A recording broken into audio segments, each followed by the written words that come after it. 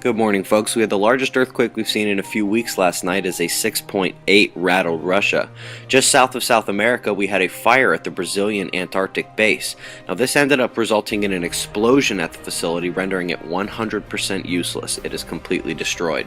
We also had a fairly large earthquake on the island of Taiwan yesterday. It was a 5.8 to a 6.0, depending on who you saw reporting it. We told you yesterday about the increased volcanic activity and seismic activity on the island of Hawaii, but we didn't realize just how serious it was. The first link below in the info box is a good video about it you need to watch.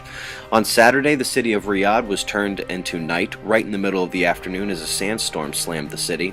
The protests in Afghanistan over the Quran burning are continuing and getting fairly violent. We're going to put this article below. It's always good to hear when people within Israel are saying don't even think about attacking Iran. And we'll also put this article below. It's a good view on the world economy from a Chinese perspective.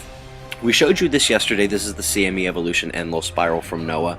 It is showing that we should have a coronal mass ejection impact from that filament eruption we had a few days ago.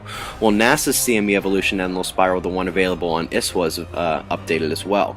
Looking on the far right, which is what I like to use this view for, the yellow dot right in the middle is Earth, and the splash effect is whether you can tell if it's going to hit or not. And you can see clearly there the splash effect did encompass Earth.